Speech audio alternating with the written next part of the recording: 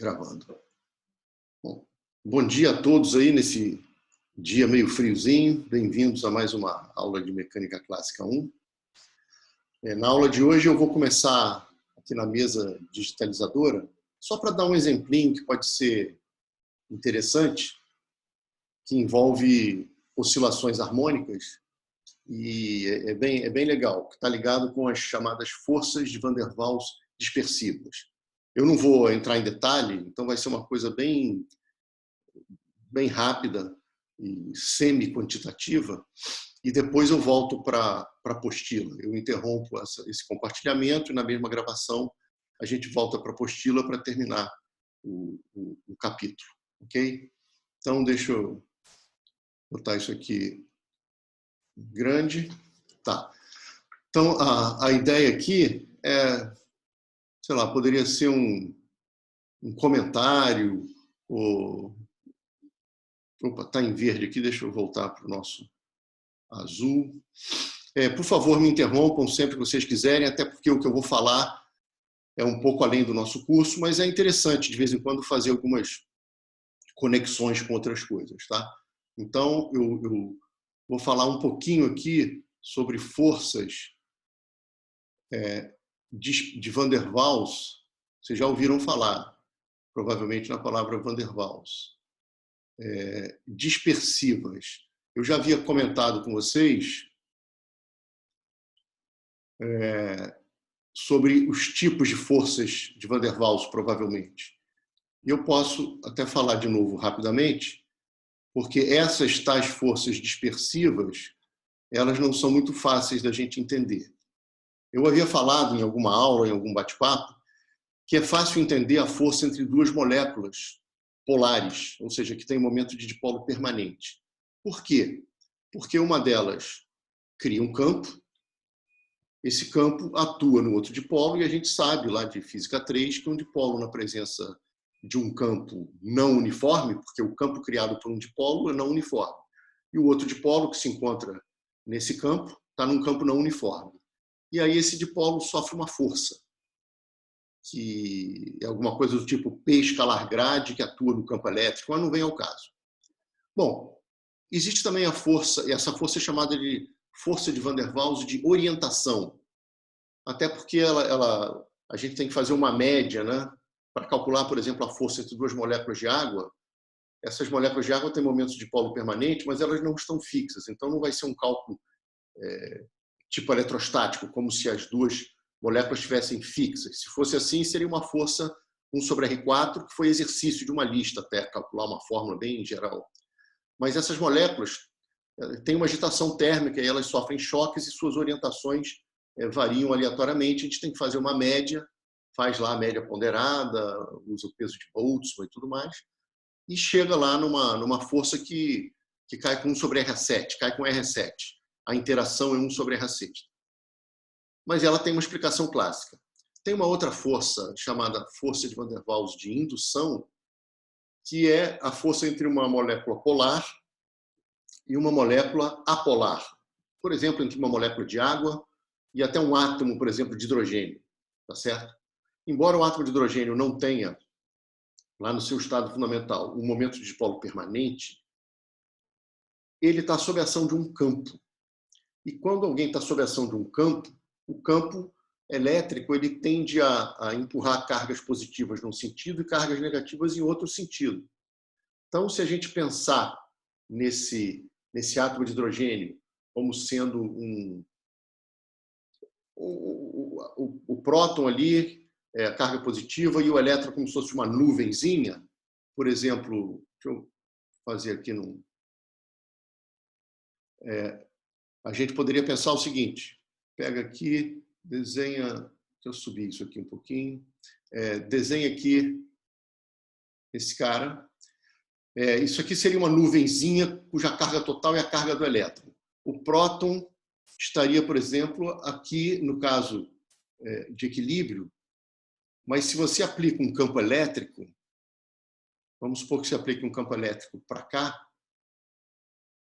o que acontece é que, então aqui teria um campo elétrico que eu vou chamar de E0, Então, o que acontece é o seguinte, essa nuvenzinha negativa, ela tende a ir para a esquerda e o próton tende a ir para a direita. Então, eu já vou desenhar aqui esse átomo sob a ação. É um modelinho clássico bobinho, tá? E vou exagerar. Aqui estaria o próton, tá certo? E aqui eu vou desprezar a distorção nessa nuvenzinha, como se fosse uma nuvem esférica que foi para a esquerda. Então, aqui é o centro de cargas negativa e aqui é a carguinha positiva, tá certo? Então, nesse modelinho simples, eu tenho esse deslocamento, tá certo?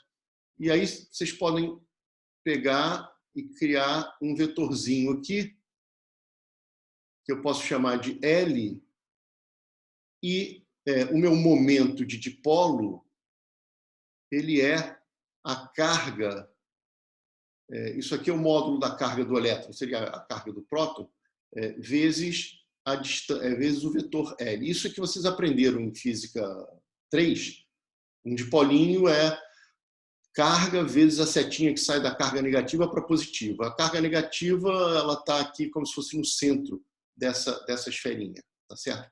Agora, isso aqui, esse campo provoca essa separação, só que então o próton sofre uma força para a direita, mas por que ele acaba atingindo uma situação de equilíbrio ali?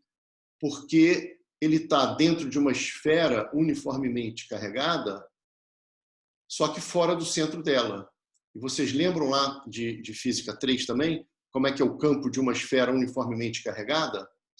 O campo de uma esfera uniformemente carregada, ele é, então, o campo aqui dentro, ele cresce linearmente com a distância, tá certo? Isso aí sai pela lei de Gauss, né? Fluxo do campo igual a carga interna sobre ε0, acho que é o primeiro exemplo que vocês fazem da lei de Gauss, é com uma esfera uniformemente carregada e tudo mais. Então, esse campo que atua no próton e provoca uma força para a esquerda, porque é o campo de uma carga negativa, existe um ρ, uma densidade volumar de carga negativa aqui, que é dada pela carga do elétron sobre o 4/3 de πr3. Isso aqui seria o raio. Deixa eu desenhar o raio aqui, tá? Então, aqui tem o raio dessa esferinha, vou chamar de Rzão, tá? E dá para mostrar o seguinte, que o módulo desse campo, deixa eu botar aqui, o módulo desse campo, ele vai ser a carga, módulo da carga do elétron, sobre 4πε0, L sobre R3. Ele é linear. Lembra que eu já comentei aqui também, até caiu na lista. Faz um túnel gravitacional, eu acho que caiu, se não caiu, está na lista de oscilações que eu vou mandar. Mas eu já comentei isso aqui em sala, se vocês fizessem um túnel entre dois pontos da Terra, considerada como uma esfera homogênea, o movimento ali é harmônico, porque o campo gravitacional é totalmente análogo ao campo elétrico de uma esfera uniformemente carregada. Então, ele é linear com essa distância que está aqui. Portanto, se você fizer o balanço de forças, por exemplo, sobre o próton, vai ter a carga dele vezes, só em módulo aqui, tá? Vezes o campo é zero, é a força para a direita nele, e isso é equilibrado por uma força para a esquerda, que é carga vezes esse campo que está aqui, que é o campo que essa esferinha negativa exerce sobre, vamos dizer, sobre o próton. A gente vem aqui e corta uma das cargas com uma das cargas e a gente chega à conclusão que E vezes L é igual a 4πε0r3 vezes aquele campo que provocou esse deslocamento entre as cargas. Olha só que coisa bacana. Esse L está na direção do próprio campo externo aqui. Então, eu posso até botar um vetor aqui em cima. E esse camarada do lado esquerdo, ele é o momento de dipolo. E esse camarada do lado direito, ele é proporcional ao campo que criou esse dipolo induzido. Essa constante de proporcionalidade é chamada de alfa, que é a polarizabilidade daquele átomo. Eu fiz aqui um modelinho super, hiper simplificado, em que você tem um cara que é isotrópico, porque você aplicou um campo numa direção e a polarização foi naquela direção. Isso, nos casos mais complicados de moléculas anisotrópicas, não é verdade, e por aí vai. Mas é um modelinho muito simplesinho, mas que, puxa, já faz a gente entender um monte de coisa interessante. Então, o momento de dipolo aqui induzido, esse cara daqui é induzido, porque se não tivesse esse campo, você não teria essa separação, então ele é proporcional ao campo elétrico ali que está provocando aquilo. E reparem que isso que está aqui, que é chamado de polarizabilidade,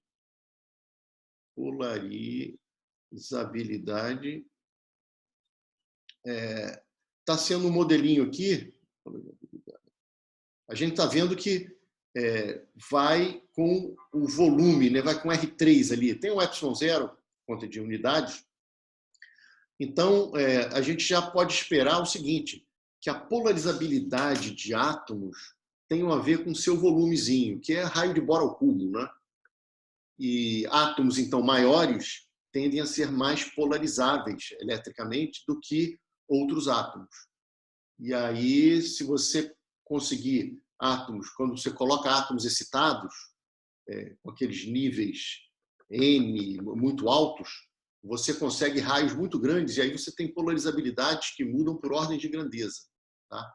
Mas, basicamente, você tem isso que está aí. Bom, isso aqui foi só um modelinho para a gente entender que se você tem, por exemplo, eu estava comentando aqui sobre os 3 tipos, né? Tem 3 tipos.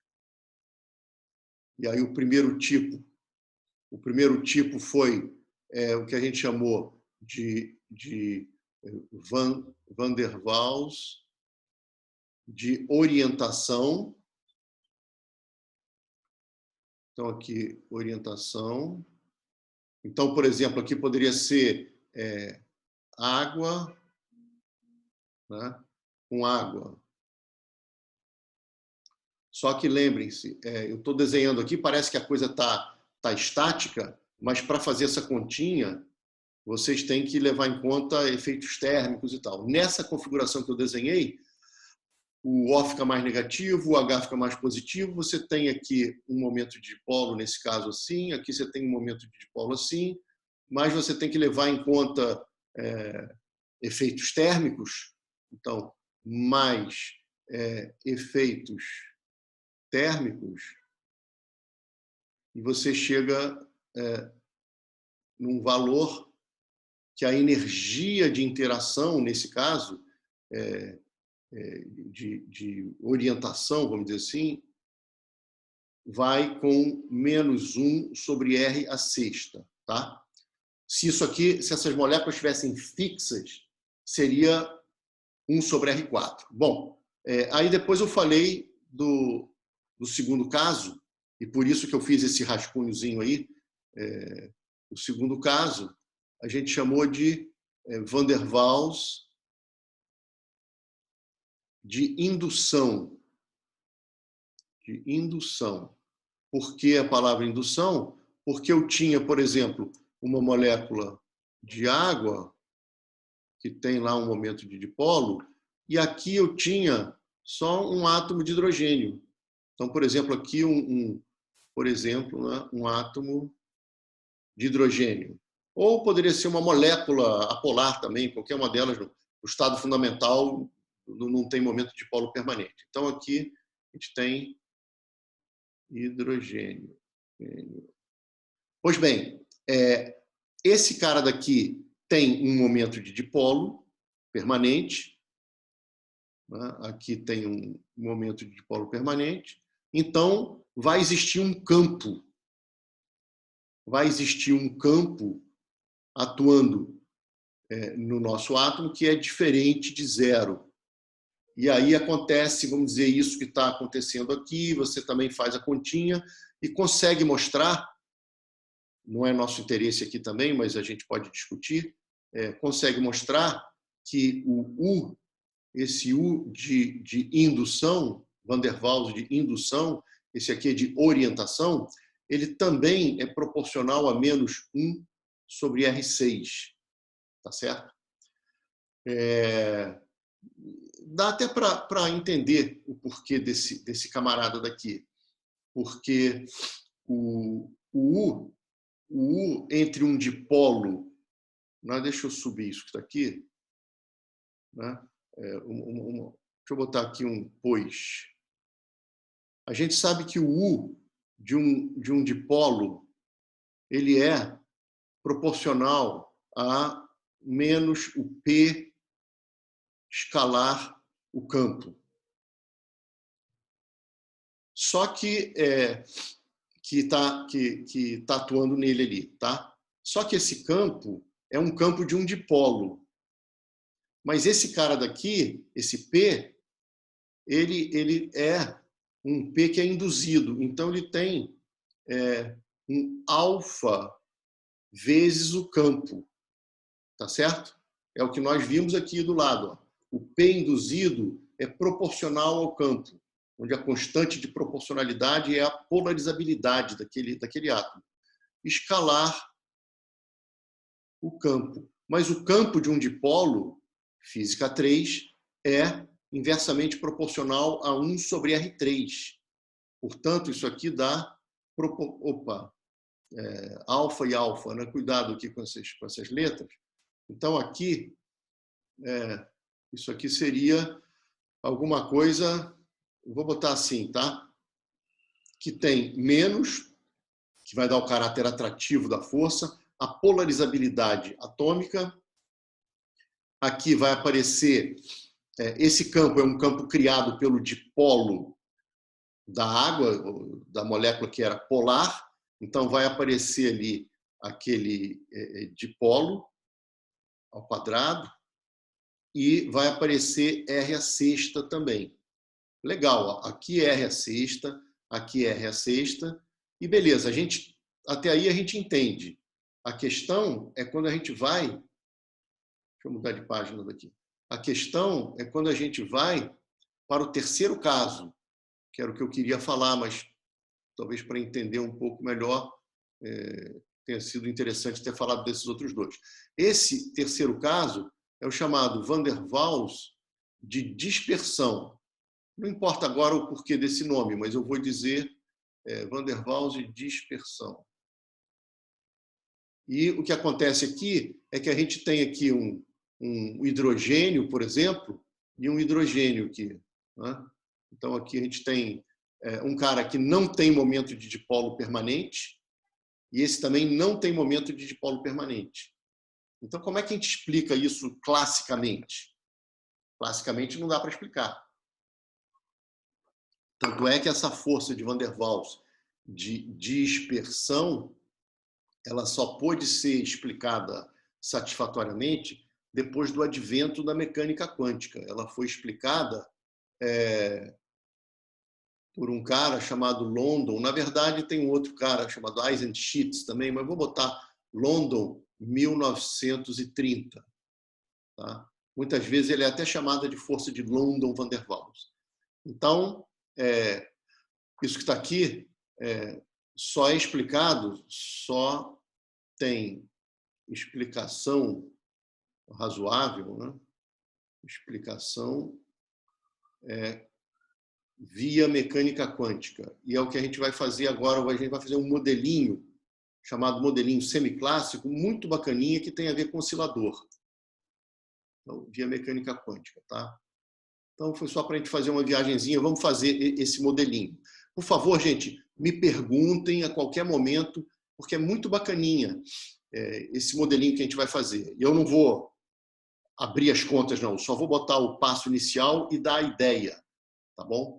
Então, a gente vai dizer o seguinte. Primeiro, a gente vai se basear no seguinte, naquele princípio da incerteza, que todo mundo, pelo menos, já ouviu falar, né? o princípio da incerteza de Heisenberg. Então, ele nos diz o seguinte, que as cargas e as correntes num átomo, na verdade, têm flutuações. Não é difícil você também, até no próprio oscilador harmônico, mostrar que, na mecânica quântica, um oscilador harmônico não poderia ter energia zero, porque ele violaria o princípio da incerteza. E aí tem uma continha boba também que dá para fazer, que você relaciona diretamente a tal da energia de ponto zero, que é essa energia acima de zero que um oscilador tem, com o princípio da incerteza. Inclusive, dá até para mostrar, usando argumentos análogos, por que os átomos têm um tamanho finito, por que mesmo a energia, sendo uma energia que vai para menos infinito, né? Tipo a gravitacional, né?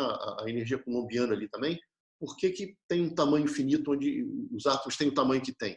E dá para brincar com o princípio da incerteza e mostrar que é consequência disso também. Mas aqui eu quero apenas que vocês aceitem que, pelo fato de ter princípio da incerteza, vão ter flutuações. Então, eu vou dizer que, como há flutuações naquele modelinho ali, naquela nossa carga com a nuvenzinha negativa, se tem flutuação, é porque vão existir instantaneamente dipolos. Então, vou chamar de dipolos flutuantes.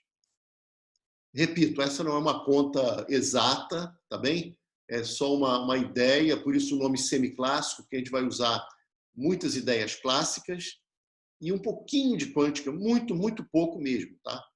Mas isso aqui eu quero só que vocês aceitem qualitativamente, que por conta de flutuações quânticas que podem ser pensadas como consequência do princípio de Heisenberg, da incerteza de Heisenberg, é como se no hidrogênio, quando a gente fala que o momento de dipolo é zero, na verdade seria a média desse momento de dipolo, tá certo? Na média é zero, mas se você fizesse a média do quadrado dele, não seria zero. Isso é o que acontece, só uma parte aqui também, é o que acontece no vácuo. Se vocês trabalharem com a teoria quântica dos campos, o eletromagnetismo quântico, que é a eletrodinâmica quântica, embora no vácuo, no estado de vácuo, você tenha valor esperado nulo do campo do operador campo elétrico, se vocês fizerem o valor esperado do campo ao quadrado, não dá zero. E isso vai ser chamado de flutuação quântica também. Então, aqui eu quero só que vocês aceitem que, por conta de mecânica quântica, é como se tivesse instantaneamente momentos de dipolo. Aceito isso, aí a gente vai fazer um modelinho clássico, super bacaninha, que é o seguinte, eu só vou fazer o início dele, tá? Para a gente voltar para começar a aula, né? Eu vou imaginar o seguinte, é um modelinho, desculpe, deixa eu voltar aqui para o azul, que daqui a pouco eu vou precisar de outras cores também.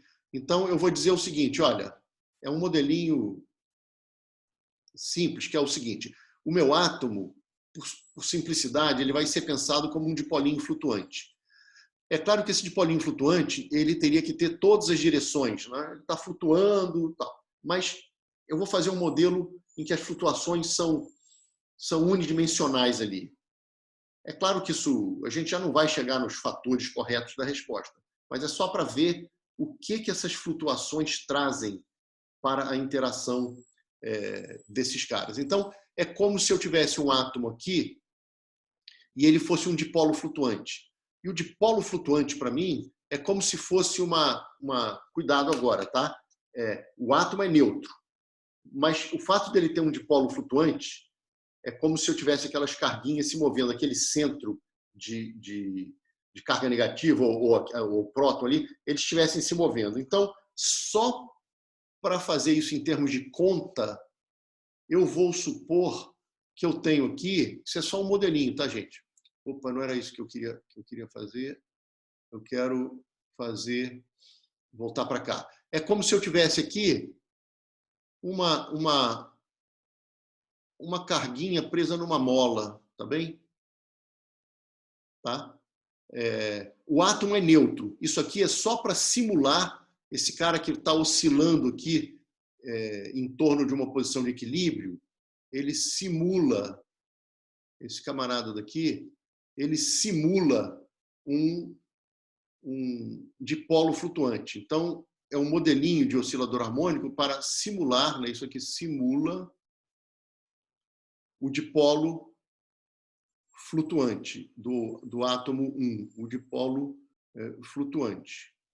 E a mesma coisa vai acontecer com o 2. Então, aqui eu vou ter o outro átomo, vai estar aqui, e eu também tenho aqui, como se fosse... Meus desenhos estão super exagerados e tal, e, novamente, esse cara flutua aqui, ele oscila em torno de uma posição de equilíbrio, e para descrever esse dipolo flutuante 2. Tá? E a posição desse camarada daqui vai ser, a posição dele vai ser x1 no tempo t, e a posição desse camarada daqui vai ser x2 no tempo t. Tá? E o tal do dipolo flutuante no átomo 1 acaba sendo esse, é o P1 de t. Aqui, ó, esse eixo daqui, ele tem um vetor unitário, tá bem? Esse eixo daqui tem um vetor unitário, que eu vou desenhar ele aqui, ó, que é o x1 chapéu, tá? x1 chapéu, e aqui eu tenho um vetor unitário também, que eu estou desenhando ele aqui. Cadê? Eu devia ter desenhado aqui, que é o x2 chapéu. Então, aqui eu tenho o x2 chapéu. Então, olha só, o que eu tenho é o seguinte, e o P1 aqui, o P1 vai ser, lá por definição, tipo física 3, quando tem uma carguinha só, né? Quando você tem várias cargas, o momento de dipolo daquela distribuição é você pegar e fazer o somatório das cargas vezes o vetor posição de cada carga. Isso aqui que é o momento de dipolo de uma distribuição. Quando você tem aquela carguinha menos e a carguinha mais, isso aqui vira aquele, né? Quando você tem só o menos Q e o mais Q, você usa essa definição e sai que o momento de dipolo é aquele Q vezes L, tá? Que vocês tinham. Mas aqui eu estou usando essa definição. O dipolo de uma carguinha oscilante em torno da origem é a carguinha vezes o vetor posição dela, que é o x1 de t, x1 chapéu. E a mesma coisa para o P2. O P2 vai ser a carguinha, que eu vou botar átomo como se fossem átomos iguais, aqui é 2, x2 chapéu. O que eu quero dizer para vocês é o seguinte, se eu desprezar a interação entre esses caras, eu tenho osciladores harmônicos, certo? Eu tenho x1, 2 pontos, mais, vamos chamar de ômega 0, a frequência natural desse cara, e eu teria 0 aqui. Da mesma maneira, para o x2, eu teria uma equação de oscilador harmônico, tá? E x2 igual a 0, se eu não levasse em conta a interação entre eles. E o que eu quero mostrar para vocês é o seguinte, embora na média, se eu desprezasse essa interação, o momento de dipolo fosse nulo, como esse momento de dipolo existe em cada instante, é como se em cada instante esse átomo criasse um campo elétrico, um campo de dipolo, na posição do outro.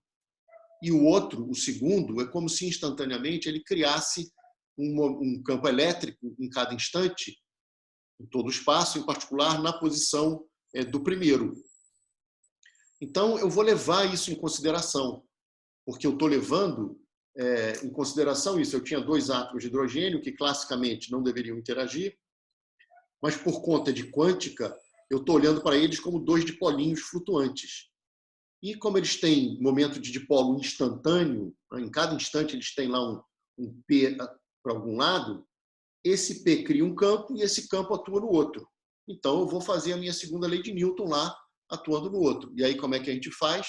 A gente vem aqui e coloca esse termo extra, que seria a força no 1, devido ao dipolo do 2, é carga do 1 vezes o campo que o 2 provoca lá na posição do 1, num tempo t, só que, como o meu modelinho é unidimensional, eu estou exigindo, só por simplicidade, tá?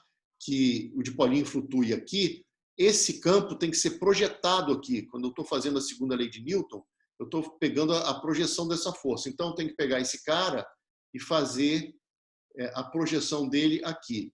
E aqui eu tenho que dividir pela massa, porque o MA aqui, o M veio para cá. Então, esse carinha ele teria uma massa M, que é a massa da carguinha, aqui também teria uma massa M, e a frequência natural é a mesma dos dois carinhas. Vou botar aqui. Da mesma Marino, maneira... Oi? desculpa, mas você pode repetir por que a gente está colocando o campo elétrico? Eu meio que me perdi nessa parte. Tá, eu estou botando pelo seguinte, porque agora essa carguinha oscilante, essa carguinha oscilante é só para simular o dipolo do átomo flutuante, tá? Então aqui tem esse X aqui, ele fica oscilando, então tem um momento de dipolo que oscila, que na média dá zero. Mesma coisa para o outro. Só que agora, quando eu aproximo os dois, eu estou dizendo o seguinte, olha, embora lá os meus átomos de hidrogênio, por exemplo, não tivessem momento de dipolo permanente, eu vim com esse papo de que na média é que dá zero, mas em cada instante eles têm um momento de dipolo. E isso eu estou dizendo que, para vocês aceitarem qualitativamente, todo esse papo que eu estou fazendo aqui dá para fazer com mecânica quântica, tudo rigoroso, e chegar no resultado que eu vou chegar, tá? Mas aqui é um modelinho simples para poder entender isso. Se você aceitar que esse princípio da incerteza, que talvez você já tenha ouvido falar, que ele faz com que nos átomos essa incerteza diga que a gente só na média vai dizer que o cara não tem momento de dipolo, mas que em cada instante tem um momento de dipolo para algum lado, tá? E no meu modelinho é unidimensional. Então, você aprendeu em Física 3 que momento de dipolo cria campo. Então, quem tem P cria campo no espaço. Se esse cara cria um campo no espaço, ele vai atuar nessa carguinha aqui. Esse dipolinho aqui, por outro lado, se ele cria um campo no espaço, ele também vai atuar nessa carguinha daqui. E como é que é força que um campo elétrico exerce numa carga? É carga vezes campo. Só que eu peguei vezes campo, mas eu projetei aqui, porque eu estou obrigando que as minhas cargas elas fiquem em direções fixas, embora arbitrárias, são fixas. Então, tem forças que não deixam esse cara sair daqui, e eu só preciso pegar as forças que atuam nessa direção. A força elástica, essa elástica daqui, não é uma mola verdadeira, é uma mola eletromagnética, ou seja, a oscilaçãozinha lá da molécula, mas a gente está simulando por um osciladorzinho de frequência ômega zero. Mas o importante é o seguinte, esse cara é um dipolo que flutua com o tempo. Então, em cada instante, ele cria um campo aqui. Esse campo, multiplicado pela carga, dá uma força. Mas eu projeto na direção do movimento do 1 para ter a componente dessa força que atua nessa carguinha que simula ali o dipolo do átomo 1. Tá bem? Eu dividi pela massa, porque aqui, em vez de ter a massa, eu já dividi. Né? Quando eu escrevo a equação do oscilador harmônico assim, eu já dividi pela massa. Então, eu tenho que botar esse termo que está aqui. Entendeu? Ou ainda ficou confuso? Entendi sim, Floriano, obrigado. Tá. Então, pelo mesmo Professor, motivo... Oi? aproveitando a dúvida do Patrick, eu não entendi direito o lado esquerdo da equação, se você puder explicar. O lado esquerdo é o sistema massa-mola. Né? Aqui num rascunhozinho, massa vezes aceleração igual a menos kx.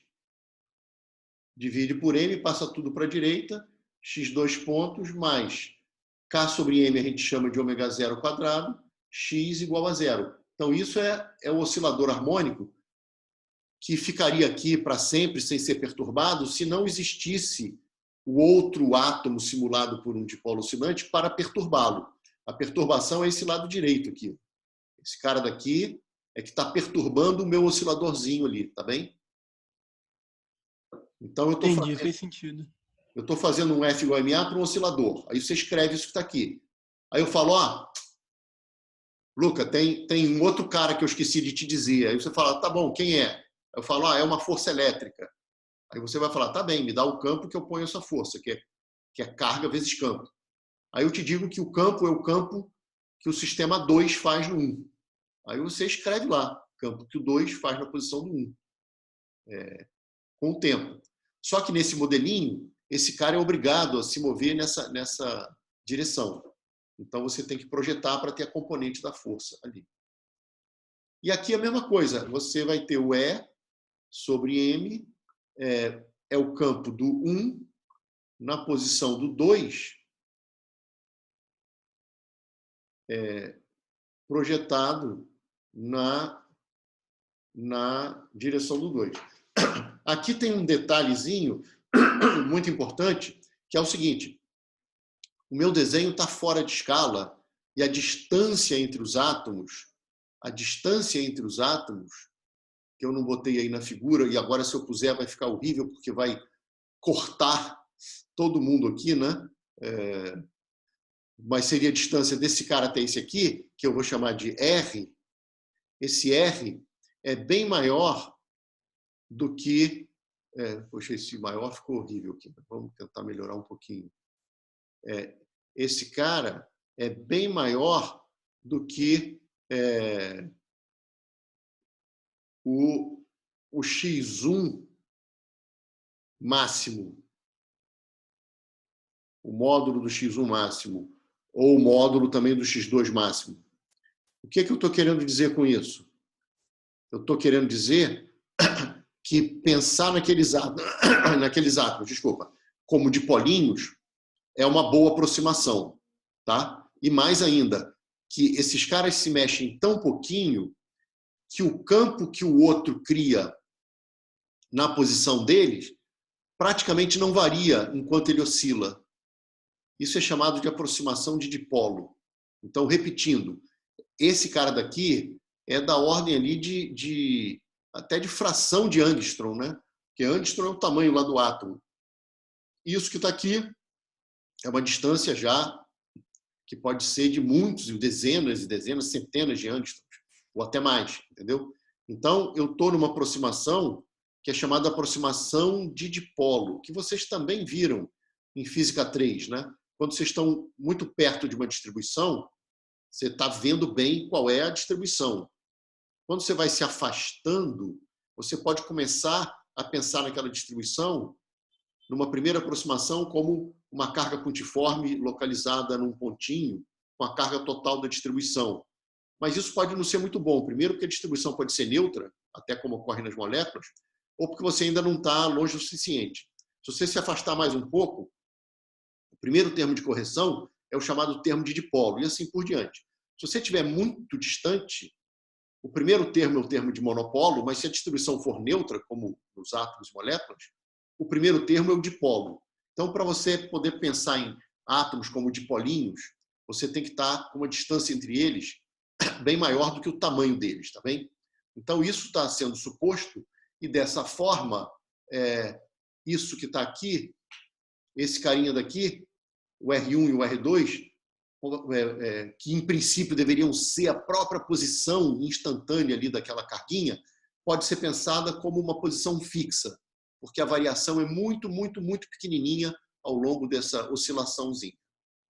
Agora, esse sistema, acredita em mim, mas eu já vou botar lá uma resposta para poder ir para a parte final, que é o que importa.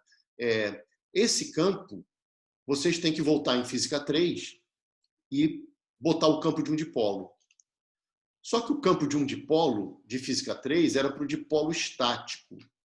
O campo de um dipolo oscilante, ele é mais complicado. É um campo que vocês vão calcular só no final de eletro 2. Tá? Bom, mas embora eu esteja a uma distância bem maior do que Ångström, que seria o tamanho aqui das moléculas e dos átomos, eu estou nesse modelo numa distância ainda pequena o suficiente para eu desprezar o retardamento da interação. O que significa desprezar o retardamento? Significa você dizer que o tempo que a luz gasta, né, porque a interação eletromagnética a velocidade da interação aqui é c, né? Então, o tempo que a informação eletromagnética, vamos dizer assim, gasta para ir de um átomo a outro é esse R sobre C. C é muito grande, então esse tempo é muito pequeno. Então, se eu tiver em distâncias pequenas, de modo que eu possa desprezar esse tempo finito, a finitude da velocidade da luz, né? Se eu puder desprezar isso, a expressão que eu vou pegar desse campo é praticamente a expressão do dipolo estático com pequenas diferençazinhas, tá? Mas eu desprezo o retardamento e a expressão desse campo volta a ser, eu posso aproximá-lo por uma expressão muito, muito parecida lá com o que vocês aprenderam. Então, o que a gente está fazendo para esse retardamento desprezível. Antes que alguém pergunte, se eu fosse aluno, eu perguntaria, e como é que fica quando a distância começa a ficar maior e você precisa levar esse retardamento em consideração? E aí a resposta fica bem complicado. E toda complicação do eletromagnetismo, que vocês vão aprender nos cursos de eletro, da graduação e principalmente até da pós, vem por essa história do retardamento. Esse retardamento é que é terrível, porque a informação que está numa carga, numa dada posição, se você mexe uma outra carga durante algum tempo, essa carga daqui, ela está sentindo o campo que a outra carga fez antes de se mover, porque a informação não chegou nela. Então, é tudo muito complicado em eletromagnetismo quando você tem tempo de retardamento. Mas dá para fazer tudo, tranquilo, só que fica bem mais complicado. E aí, para você levar em conta esse retardamento, essencialmente o que você tem que fazer é quantizar o campo eletromagnético, porque aí é o campo eletromagnético que está sendo o mediador dessa interação, e aí você precisa fazer uma conta já de eletrodinâmica quântica. É uma conta bem complicada, mas dá para fazer e é muito bonita também. Quando você está no regime de distâncias curtas, mas ainda assim muito maiores do que o tamanho do átomo, você pode fazer como se fosse a interação coulombiana instantânea entre aqueles dipolinhos, que é o que a gente faz aqui na hora de jogar esse campo. Agora, só para eu poder botar as expressões quase finais e chegar num resultado muito bonitinho, esse campo que está aqui tem a ver com o campo do dipolo 2. Esse tem a ver com o campo do dipolo 1. Mas o dipolo 2, ele envolve quem? O dipolo 2, ele envolve X2. O dipolo 1 envolve X1. Está aqui o dipolo 1. Então, nesse campo 2 aqui, vai aparecer X2. E nesse campo 1, campo do 1 na posição do 2, aparece X1. Porque esses caras dependem, o E2 tem a ver com P2 e o E1 tem a ver com P1. Tudo bem que é o campo do 2 na posição do 1. E aqui é o campo do 1 na posição do 2. Então vai entrar o R, essa distância daqui, tudo bem. Mas entra também o dipolo que criou o campo 2. E o dipolo que criou o campo 2 é o P2. Então entra X2. Só que essa era a equação para X1. Então vão aparecer equações acopladas. Então, esse foi só um argumento para vocês aceitarem isso. Quem não tiver entendido, eu volto. Deixa eu só escrever as equações, que praticamente elas são quase as equações finais dessa discussão inicial. Aqui vai aparecer um X2 de T. Aqui é X1 de T, X1, né? E aqui aparece um bando de constantes que eu vou chamar de K12. E não importa agora, entendeu? É só botar a expressão do campo, e tem massa, e tem um monte de coisa aqui que eu estou chamando desse K12. E na equação de baixo, que era o X2, 2 pontos, mais o ômega 02, X2, aparece o X1. Eu devia ter posto T ali também. E aqui aparece lá uma constante 2,1. Então, o que eu estou dizendo para vocês, e posso voltar aqui um instantinho, é que quando eu substituir o campo E2, esse campo é criado pelo dipolo 2. E o dipolo 2 envolve X2. De modo análogo, o campo 1 é criado pelo dipolo 1. Então, ele envolve X1. E claro que vai aparecer o R nesse K2, K12, K21 que eu escrevi lá, aparece o R. Mas o que eu quero chamar a atenção para vocês, de vocês, é que esse sistema é um sistema acoplado. Então, isso aqui é um sistema de equações diferenciais acoplado. Por que que a gente chama de acoplado? Porque para encontrar a solução do x1, eu preciso do x2. E para encontrar a solução do x2, eu preciso do x1. Então, ele é um sistema acoplado. Só que esse é o acoplamento mais simples que tem e é muito parecido com o que vocês fizeram lá em Física 2. Provavelmente vocês discutiram pêndulos acoplados, né? Você tem lá um pêndulo, de repente tem uma molinha aqui, e você tem outro pêndulo aqui, né? Bom, quem não viu, tudo bem, mas quem viu vai lembrar, e quem não viu vai aceitar, só que quando vocês fizerem as equações diferenciais para o 1 e para o 2, para pequenas amplitudes de oscilação, de modo que é como se o movimento se passasse aqui no eixo X, e o X1 e o X2 são as mudanças das posições de equilíbrio, se vocês fizerem F igual a MA para esses caras, vai cair exatamente numa equação desse tipo, onde o ômega zero quadrado aqui vai ser o G sobre L. E o cara que acopla os dois tem a ver com a constante elástica dessa mola. Então, é só para dizer que esse cara que parecia complicado pra caramba e é acoplado e tudo mais, ele, na verdade, aparece nesse sisteminha aqui que muitos já viram. Tá? E aí, o que acontece é o seguinte, vocês já ouviram falar de modos normais de vibração. E qual era a característica principal dos modos normais? Quem já brincou com uma corda vibrante, ou mesmo com esses pêndulos, você diz que um sistema está em um de seus modos normais, se todas as partes do sistema oscilarem com a mesma frequência. Então, por exemplo, nos pêndulos acoplados, você tem, deixa eu ver aqui se eu pego, você tem aqui os dois pêndulos, embora o movimento genérico desses pêndulos seja meio confuso, aparentemente confuso, ele acaba sendo a superposição de dois movimentos harmônicos simples com frequências diferentes, que são os tais frequências dos modos normais.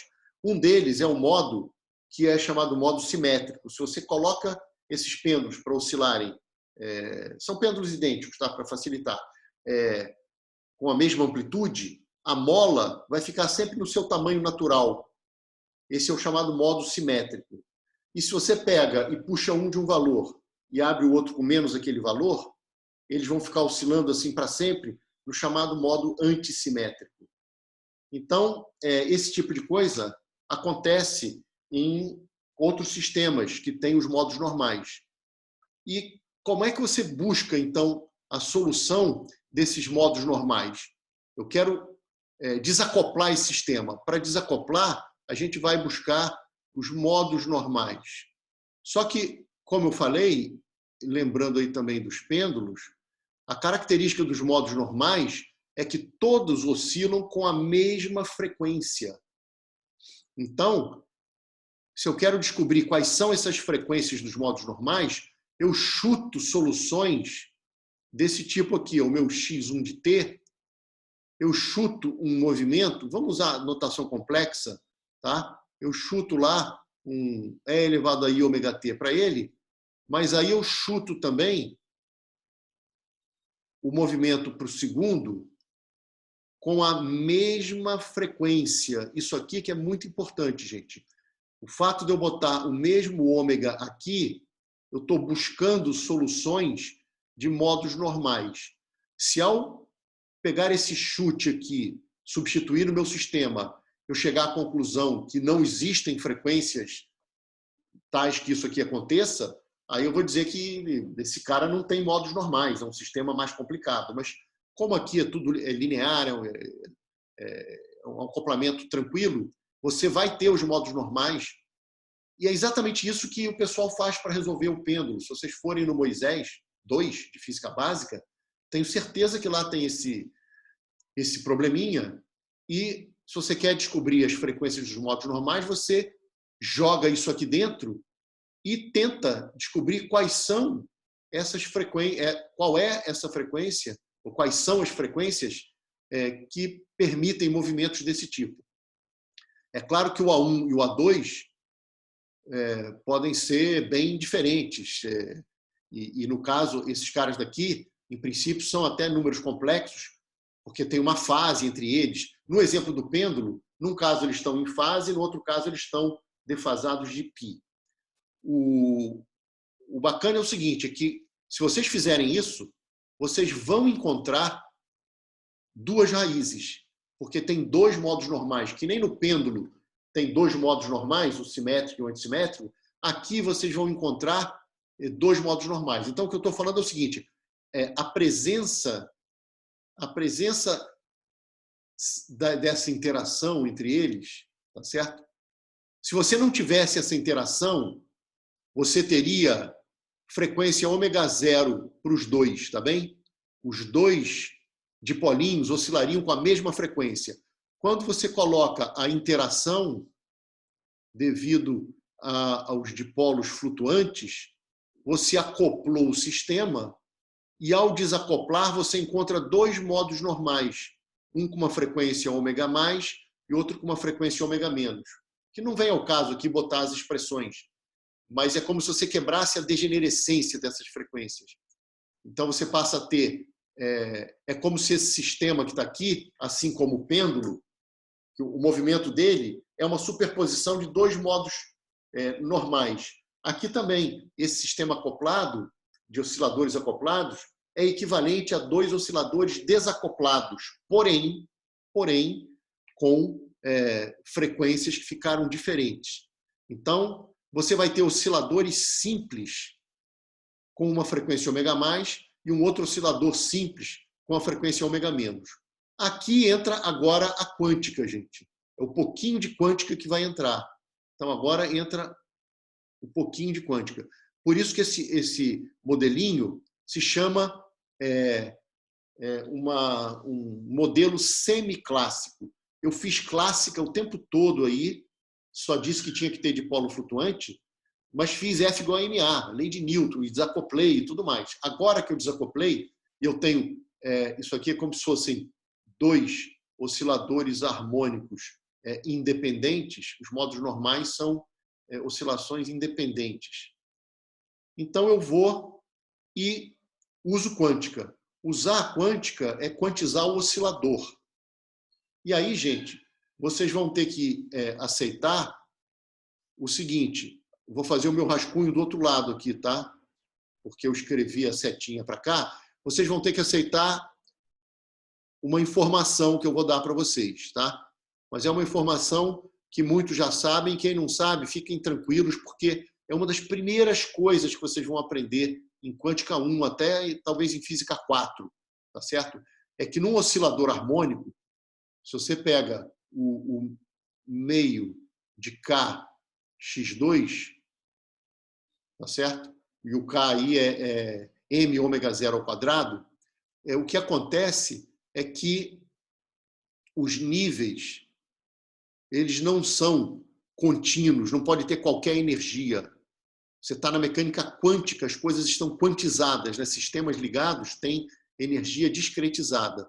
E aí o que acontece é que você tem o nível de mais baixa energia, não é o zero. Ele é o chamado energia de ponto zero.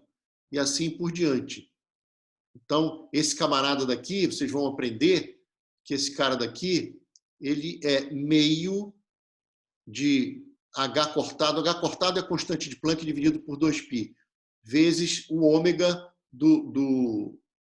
desse oscilador aqui, tá certo? Esse aqui é 3 meios, esse é 5 meios, e assim por diante. A distância entre eles é H cortado ômega zero. Mas isso aqui é chamado de energia, é a famosa energia de ponto zero, assim chamada. E a tal da energia do vácuo, que eu já falei para vocês em alguma outra viagem, era somar as energias de ponto zero de todos os modos do campo eletromagnético, o que dá infinito. Por isso que eu falava que a energia do vácuo era infinita, mas o que importa não é esse infinito, e sim a variação desse infinito. Aí tem todo aquele papo. Mas hoje eu quero só que vocês aceitem a existência da energia de ponto zero. Por favor, aceitem isso que está aqui. Um sistema confinado, seja numa caixa de paredes impenetráveis ou no oscilador harmônico, não pode ter energia nula. E no oscilador harmônico, essa energia tem esse valor que está aqui. 1/2 da constante de Planck sobre 2π vezes a frequência do oscilador harmônico.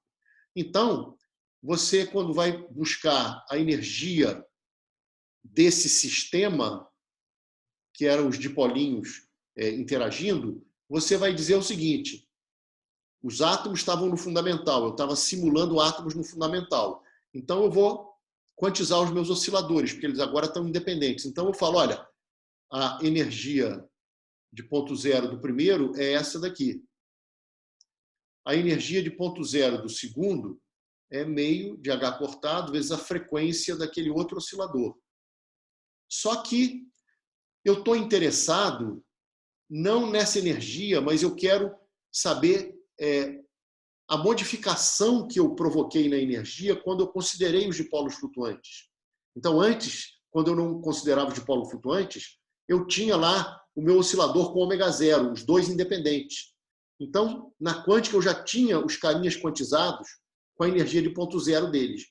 Quando eu falei, não, os dipolinhos são flutuantes, vamos levar em conta, você modificou para essas frequências. Então, você tem que subtrair, porque você está interessado na influência daqueles dipolos flutuantes, naqueles osciladores antes que estavam desacoplados. Então, você tem que subtrair 2 vezes 1/2 do H cortado vezes o ômega zero. Então, isso que está aqui era o que você teria antes, se você viesse para cá, ó, esquece que tem dipolo flutuante, fala, não tem dipolo flutuante nenhum. Eu tenho 2 osciladores desacoplados. O que a quântica me diz desses caras?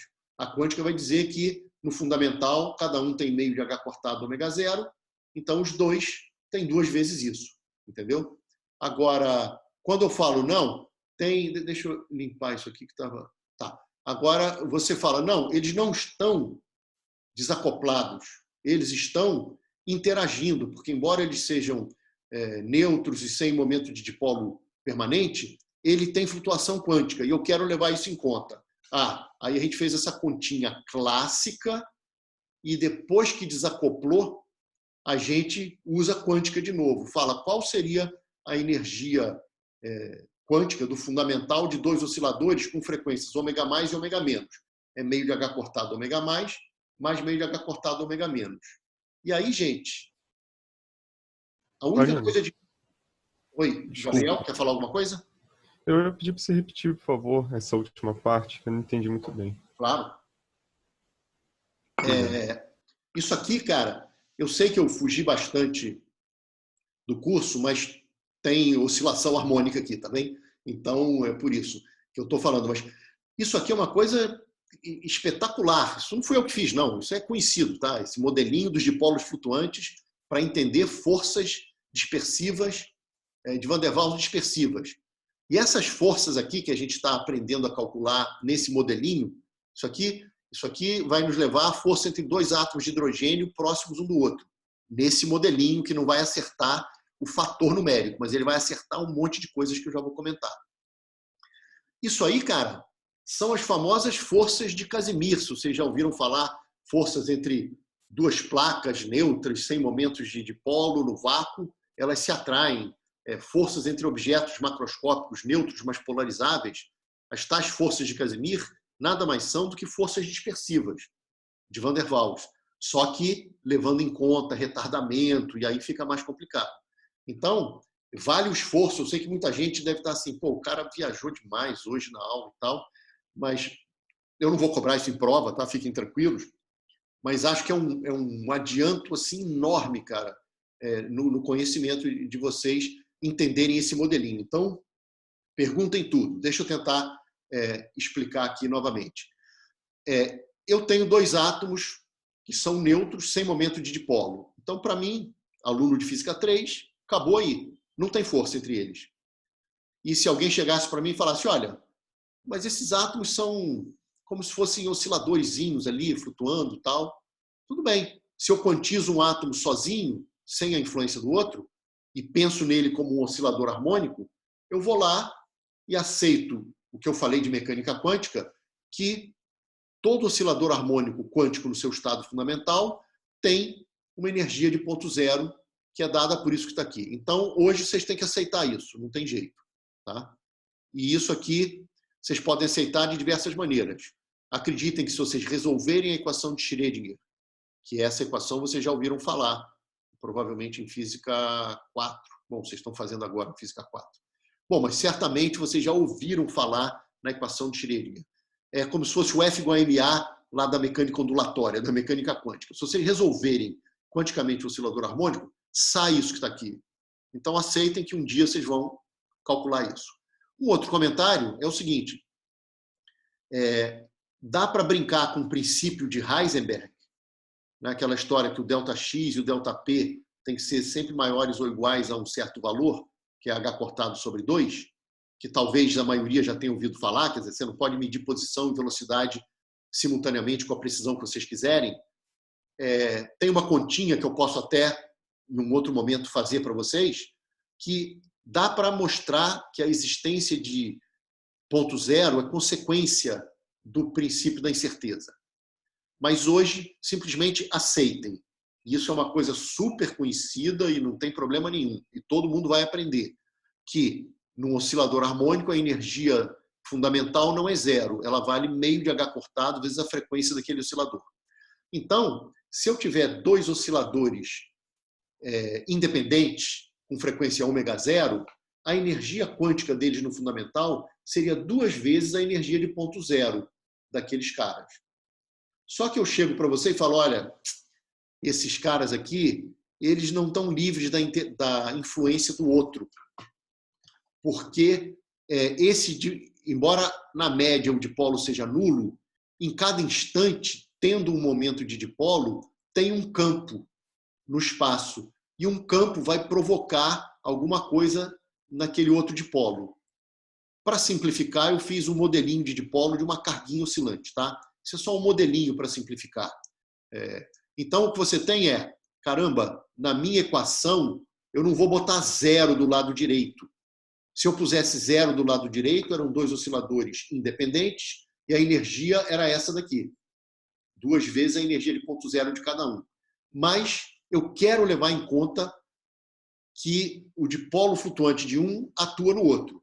Aí eu vim e botei o termo da direita. Então, mesmo que ele pareça complicado, por favor, nessa explicação qualitativa, aceitem que tem um termo que o 2 influencia o 1. Por isso que no F igual a MA do 1, tem um cara que é o campo criado pelo 2. Está aqui, ó, campo do 2, na posição do 1. E da mesma maneira, no F igual a MA do 2, tem o campo do 1, porque o 1 influencia o 2. Beleza. E aí tem essa equação que ela está acoplada. Porque quando eu coloco aqui dentro, e aí é uma conta um pouquinho mais longa, porque tem que ter campo de dipolo, tem que lembrar dessas coisas todas. Quando vocês puserem aqui, vai aparecer o dipolo 2, porque aqui tem campo 2. Então aparece o P2 e o P2 tem a ver com o X2. E aí vocês estão vendo que no F igual a MA do sistema 1, aparece o X2. E no F igual a MA do X2, da partícula 2, aparece o... Deixa eu tirar isso daqui. Aparece o 1. E isso aqui é um sistema acoplado, porque para encontrar o X1 de T, eu preciso do X2 de T. E para encontrar o X2 de T, eu preciso do X1 de T. Como é que eu faço isso? E aí eu disse para vocês que esse problema é totalmente análogo a esse daqui. dos pêndulos acoplados. Mesmo quem não fez, quem nunca resolveu esse problema, percebe o seguinte, que se não tivesse a mola, vocês teriam dois pêndulos idênticos com as mesmas frequências. Quando você coloca a mola aqui, você acoplou os caras. Na hora de fazer o F igual a MA para o 1, isso vai depender da posição do 2, porque onde o 2 estiver, vai dizer se a mola está comprimida ou distendida.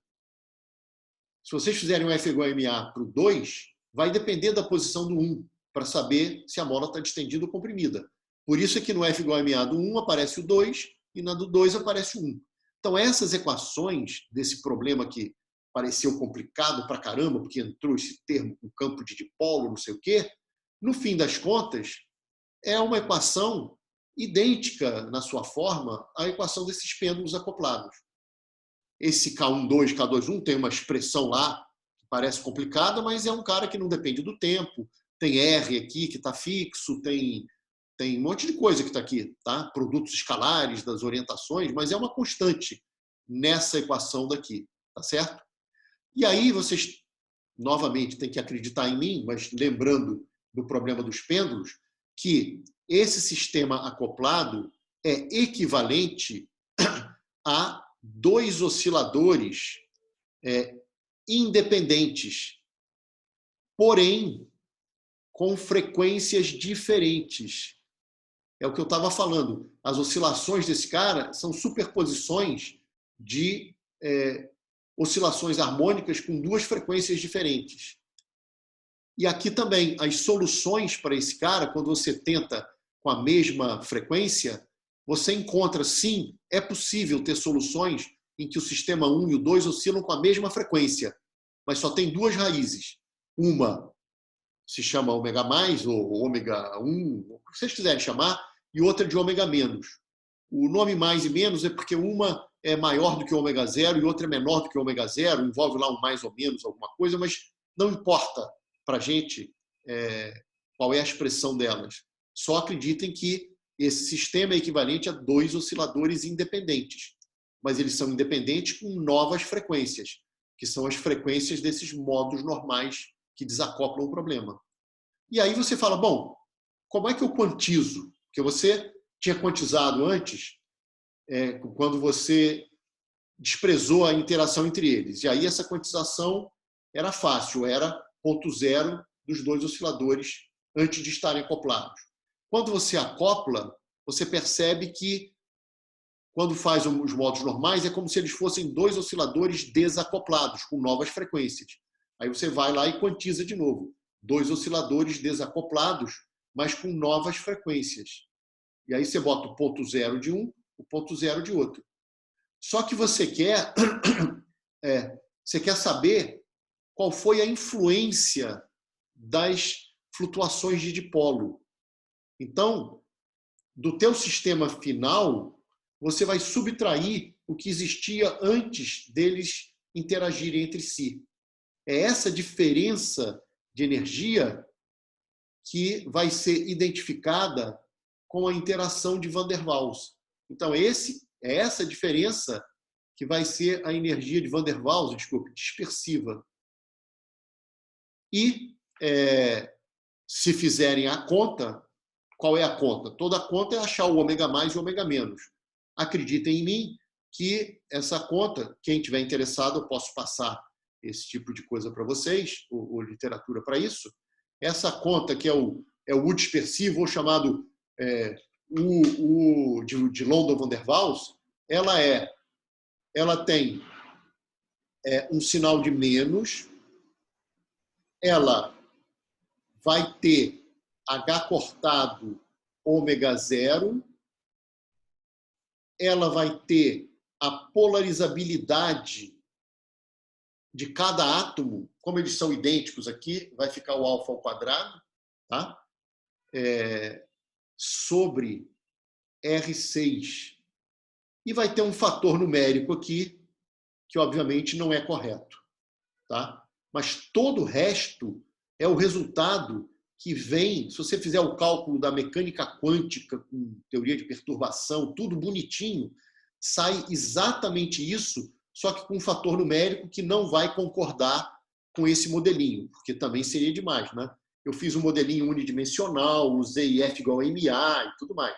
Mas o bacana é que você já consegue explicar, primeiro, o sinal. Então, esse sinal faz com que a força seja atrativa. Então, a força de Van der Waals dispersiva entre dois átomos de hidrogênio é atrativa, tem a ver com esse sinal, porque força é menos grade de U, tá? A potência da interação está correta. Nesse modelinho que a gente fez, aparece a polarizabilidade clássica de um oscilador. Se você trocar para a polarizabilidade quântica dos átomos, é exatamente o que aparece aqui. Então, isso aqui está ok. E aparece o H cortado. O H cortado, ele é um selo da mecânica quântica. O que eu quero dizer com isso?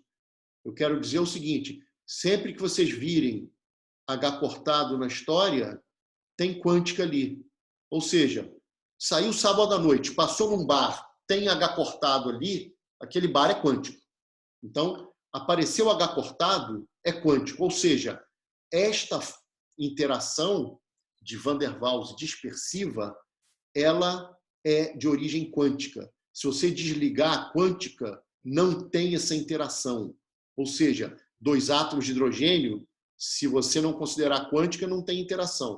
Só que a natureza é quântica e eles interagem.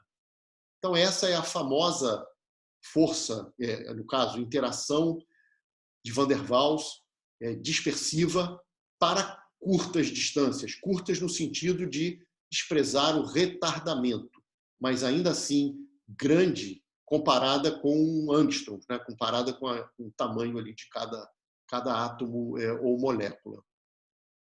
Galera, perguntas, porque isso é muito bonito, cara. Realmente isso é muito bonito. Deixa eu salvar isso para a gente não perder esse PDF. Laura, está presente aí?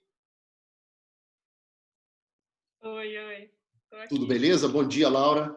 Bom dia. E aí? Você talvez já tivesse visto isso no grupo, né? Vi um pouquinho, sim. Tá. Ficou com alguma... Quer dizer, claro que tem várias dúvidas, mas alguma pergunta que você queira fazer ou, sei lá... Não tenho, não. Achei muito legal, mas não tenho nada. Tá. Esse modelo se chama modelo de dipolos flutuantes. Tá? E ele é um modelo semiclássico. E, gente, esse modelinho ele pode ser usado para coisas incríveis. Tipo... Oi? Alguém ia fazer pergunta? Desculpe. Eu só ia perguntar se você pode comentar sobre força de Van der Waals em moléculas biológicas. O que eu posso comentar é só o seguinte, ela é muito importante em química, em biologia, porque, embora elas sejam fraquinhas, repara essa potência aqui, ela é uma potência alta, então aumentou a distância, cai muito, né? Aí você fala, nossa, isso é muito pequenininho. Mas quando você vai para distâncias pequenas, fração de micrômetro e nanômetros e tal, isso aqui cresce muito também. Então, isso é muito importante em várias situações. Eu já falei que, por exemplo, aquele exemplo emblemático, a lagartixa, ela gruda no teto por causa dessa interação que eu acabei de mostrar aqui. Ó. Esse U dispersivo aqui, só que o que eu fiz foi para dois átomos, tá bem? Mas se existe entre dois átomos, existe entre um átomo e uma parede. Os átomos da pata da lagartixa vão fazer forças com a parede, não com essa potência, porque aqui, repito, aqui é átomo, átomo. Quando você muda o sistema átomo, esfera, átomo, plano infinito, as potências mudam aqui, a expressão muda, mas a força tem a mesma origem. Tá? São as forças dispersivas. Se você tiver a distâncias curtas, é não retardada. Então, por exemplo, na lagartixa, essas são as causas delas se grudarem no teto. Não só lagartixas, como outros insetos também, ou aranhas e tal. Em química, por exemplo, os próprios temperaturas de liquefação para você entender lá os gases reais, porque os gases ideais eles não têm interação. Então, você não consegue explicar, por exemplo, por que um gás se liquefaz e coisas do gênero. Você tem que ter interação entre eles. E essa interação vem das forças de Van der Waals, só que lá vem as 3 forças, em princípio. Só que, por exemplo, para gases nobres, quem é o importante são essas forças daqui. E se vocês pegarem, por exemplo, lembram que eu fiz aquele modelinho da polarizabilidade e que saiu com o volumezinho, né, no primeiro slide? Se vocês pegarem átomos maiores, eles têm polarizabilidades maiores. E como essas polarizabilidades maiores levam a interações mais fortes, que tem mais flutuação ali, né, flutua mais, você deve esperar uma interação mais forte para átomos maiores. Se vocês pegarem, por exemplo, o que eu vou falar, vocês podem tentar conferir, espero que eu não esteja falando besteira. Confiram, então. Peguem lá 2 gases nobres, sei lá, argônio, xenônio, sei lá quem, não me lembro mais dos nomes.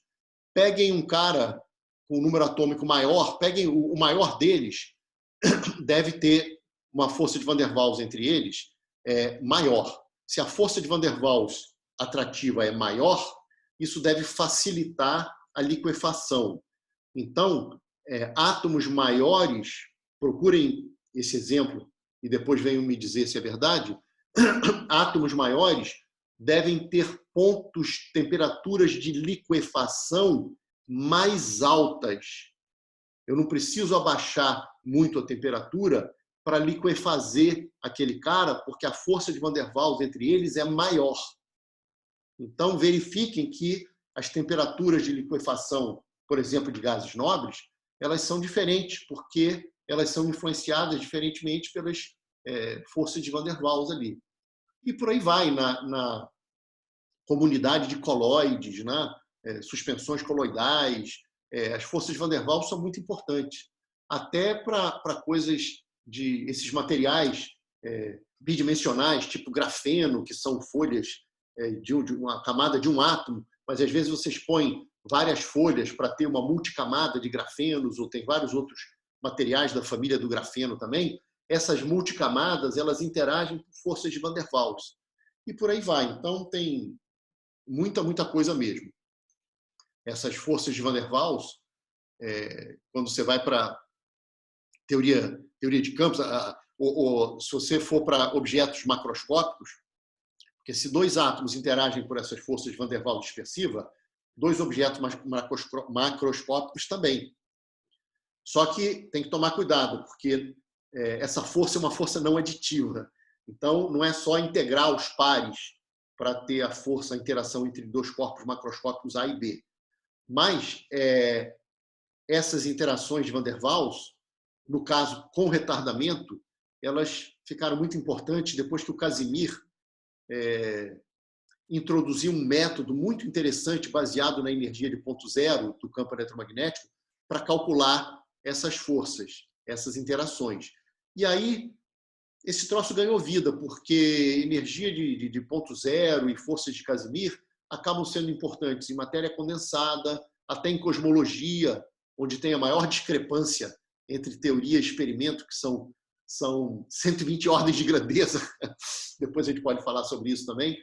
Mas em ótica quântica, em eletrodinâmica quântica de cavidades, em teoria de campos, nos modelos chamados modelos de sacola, lá para os hadrons, tem que levar em conta a energia de Casimir, até mesmo em técnicas matemáticas, né, para você lidar com essas energias dispersivas e energias de Casimir, você se depara com infinitos e aí você tem que desenvolver técnicas de regularização, renormalização. Então, tudo isso ganhou vida e acabou aparecendo em várias e várias áreas. Tá?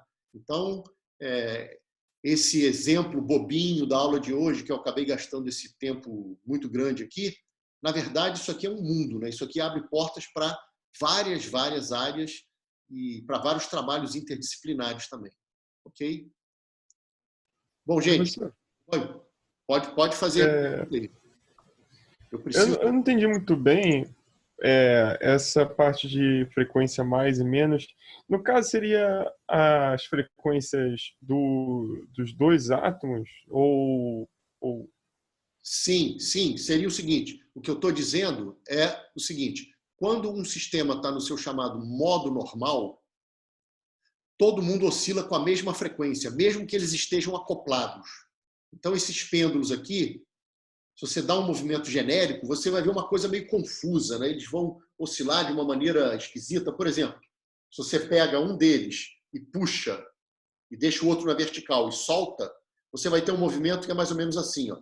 Esse cara vai diminuindo a sua oscilação, o outro vai aumentando, aí depois o outro vai diminuindo e vai voltando para esse. É uma superposição estranha ali que você fala, cara, esse movimento não é harmônico simples, é um troço meio maluco, tá? Não é tão maluco assim, mas não é um harmônico simples.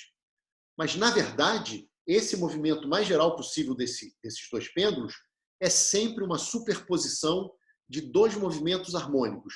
Um deles é esse e o outro é o antissimétrico. Ou seja, existem maneiras desse sistema dos pêndulos oscilarem de tal forma que todas as partes do sistema, que no caso são só duas partículas, né, oscilam com a mesma frequência. Mas não é com qualquer frequência. Só existem duas frequências, porque esse cara tem 2 graus de liberdade, tá? Só existem duas frequências para as quais o sistema colocado para oscilar daquela maneira, ele vai ficar para sempre só com aquela frequência. Então, e claro, você tem que descobrir quem são. Eu não estou calculando quais são, eu só estou dizendo que para descobrir quem são, você obriga que as partes do sistema oscilem com a mesma frequência. Aonde que eu obriguei isso? Aqui, ó. Tá vendo? Eu botei o mesmo ômega para os dois. Será que esse sistema admite soluções desse tipo? Aí você vai ver como, jogando isso lá dentro. Joga onde tem x1 isso aqui, onde tem x2 isso que está aqui, e procura soluções não triviais, soluções que não sejam zero, né? E aí você vai ver que só tem duas soluções e que são dadas por 2 valores de frequência, que não são ômega zero. Uma delas é ômega zero mais alguma coisa, que eu não me lembro de cabeça, mas porque tem que fazer conta e tal. E a outra é ômega zero menos alguma coisa. Mas são 2 frequências. Existem, sim, 2 frequências, de modo que se você puser aquela partícula 1 e a partícula 2 para oscilarem com essas frequências, eles vão ficar em oscilador harmônico simples com essas frequências. Do mesmo jeito que esses pêndulos, se vocês puserem com os modos normais corretos, vão ficar com essas frequências. Entendeu? Agora, como chega nesse ômega mais e ômega menos, é fazendo essa conta que eu falei. Pega essa solução, substitui aqui e obriga que satisfaçam as equações. E ao obrigarem isso, vocês vão perceber que só tem 2 soluções. Tá bom? Posso seguir adiante? Pode. Entendi. Professor, Oi. só mais uma dúvida. Fala. Eu não entendi muito bem por que tem que diminuir para aquele termo 2 vezes meio de H cortado W0. Tá. Isso é sutil, né? Porque, na verdade, antes de eu considerar a interação dos dipolos flutuantes, eu já tinha esse cara, certo? Então, eu quero ver o a mais que aconteceu quando eu boto a interação dos dipolos flutuantes. Então, quando eu boto a interação e calculo, eu tenho que subtrair do que eu já tinha antes para ver qual foi a influência da flutuação do dipolo.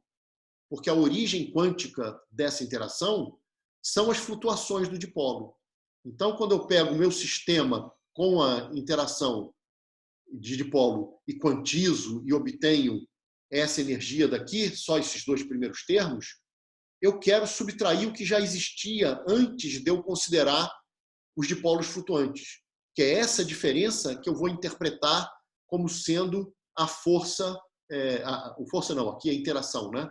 Seria a energia potencial de interação. Então é por isso, porque eu quero saber a influência dos dipolos flutuantes. Então, quando eu pego o sistema com tudo e calculo, desacoplando, tal, eu preciso subtrair do que já existia, entendeu? É que nem lá na energia do vácuo, que ela é infinita, e aí você coloca duas placas e você altera essa energia do vácuo.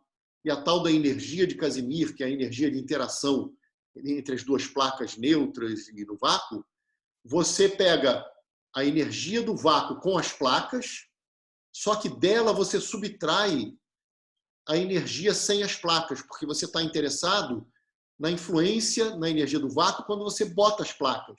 Então você calcula com as placas e subtrai do que você já tinha. Isso, inclusive, é muito bom lá, porque você acaba se livrando de infinitos. Aqui não aparece infinito nenhum, mas o que você quer é a influência desses dipolos flutuantes. Por isso que quando você resolve o problema, desacoplando e tudo mais, você subtrai do que seria se não tivesse o dipolo flutuante, para ter exatamente a influência dos dipolos flutuantes. Entendeu? Mais ou menos? Sim, faz total sentido. Obrigado, professor.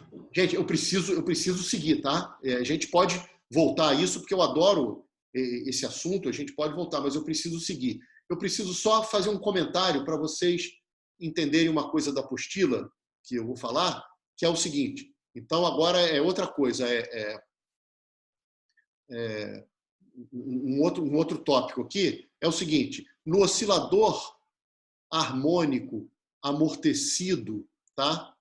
No caso subcrítico, então é o caso em que o gama é menor do que o ômega zero, em geral a gente até pega ele bem menor, a solução podia ser escrita assim, tá? Isso estava na apostila, tá?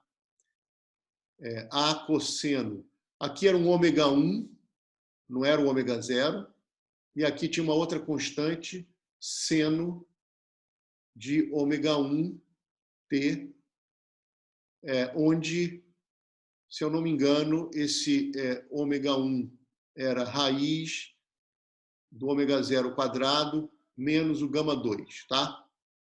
Então, isso aqui era o oscilador harmônico amortecido subcrítico. E se eu escolher essas condições iniciais, é porque isso vai aparecer agora na apostila, nesses minutos finais, se eu escolher como condições iniciais x0 igual a 0 e v0 diferente de 0, tá? Bom, lembra o seguinte, que se eu tenho o x, eu vou precisar do v. O v é dx dt. Então, eu tenho derivada do primeiro menos gama, que multiplica o resto, que é o próprio x, então vamos escrever assim que fica mais fácil, mais primeiro pela derivada do segundo. A derivada do segundo, todo mundo vai, pela regra da cadeia, sair um ômega 1, e aqui tem aqui vai ser menos A seno de ômega 1t, e vai ter aqui mais B cosseno de ômega 1t. Beleza? Bom, então agora eu posso ver como é que fica a solução com essas condições iniciais. Quando eu boto 0 aqui, então eu tenho 0 igual a exponencial fica 1, e dentro desse cara o seno vai para 0, cosseno vai para 1, fica A. Bom, então isso aqui é A, ou seja, A igual a 0. Tá? Então, já descobrimos quem é o A. E botando velocidade para V0, eu tenho o x0 é 0, então não tem esse cara. Aí eu vou ter ômega 1, exponencial de 0 é 1, o A é 0, B, cosseno de 0 é 1, B. Então, o B é igual a V0 sobre ômega 1. Com isso, gente, a gente chega à conclusão que um oscilador harmônico amortecido e forçado, perdão, um oscilador harmônico amortecido subcrítico, ele tem com essas condições iniciais, ele tem essa função movimento aqui. Ele tem um V0 sobre ômega 1, exponencial de menos gama t, seno de ômega 1t. Tá bom? Então, isso aqui vai aparecer para a gente, tá? E se em vez de t igual a 0, só o último comentário, um OBS aqui, se em vez do t0 ser 0, se a gente mudar essa condição inicial para t0 diferente de 0, a solução é só trocar t por t menos t0, tá? Então, o x vai para um V0 sobre ômega 1, e aqui tem menos gama, t menos t0, e aqui vai aparecer seno de ômega 1, t menos t0. Então, só guardem isso que está aqui, que é uma conta bem simples de jogar condições iniciais. Isso vai ser importante porque a gente vai considerar agora força percussiva e o oscilador vai estar parado e eu vou dar uma pancada nele. E dar uma pancada no oscilador... Caramba, o que houve aqui? Sumiu aqui. Novamente. Bom, apareceu de novo. Tudo bem. Acho que vocês estão vendo direitinho, né? Eu que fiz alguma besteira. Bom, o que eu estava falando é o seguinte. Dar uma pancada no oscilador que estava paradinho, e por definição de pancada é algo que demora um tempo tão pequeno que a partícula praticamente não se move, mas ela ganha velocidade. Então, é como se você tivesse a partícula na posição 0, mas, de repente, você deu uma pancada, ela passou a ter um V0. Então, são exatamente essas condições que estão aqui, entendeu? E aí a solução que vai aparecer é esse tipo de coisa. Então, deixa eu ir lá para...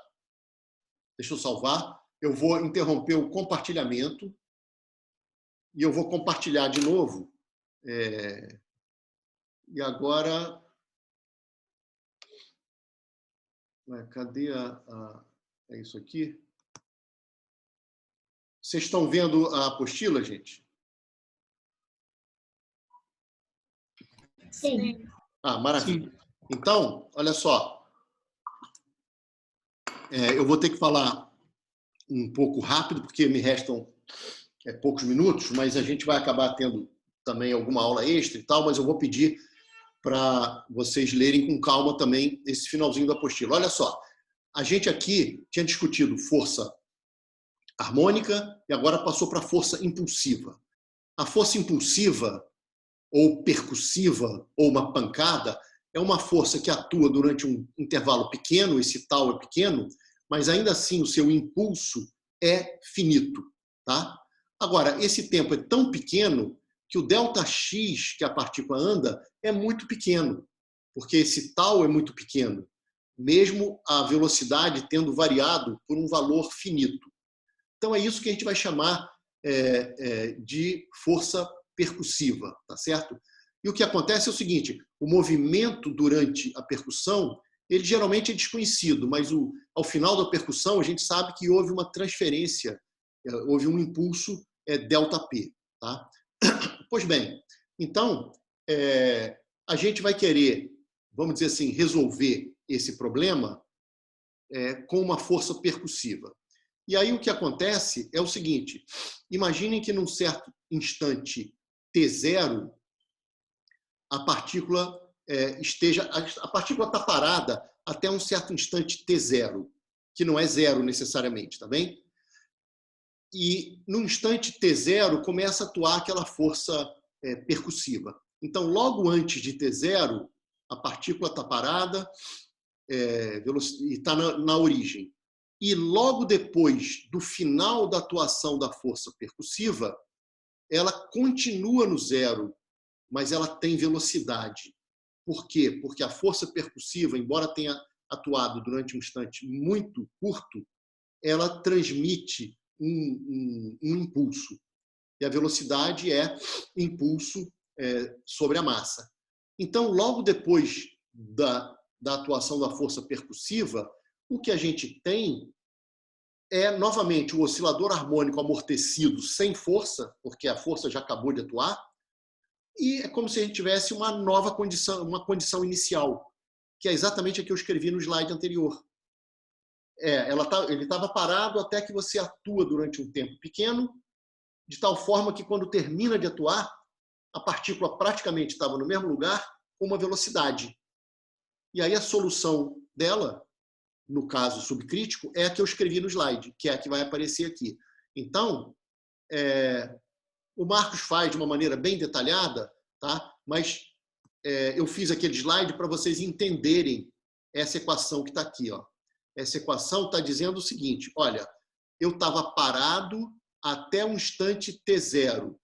No instante t0, atuou durante um intervalo bem curto, tal, uma força impulsiva, que no final desse intervalo tal, transmitiu para a partícula um impulso ΔP.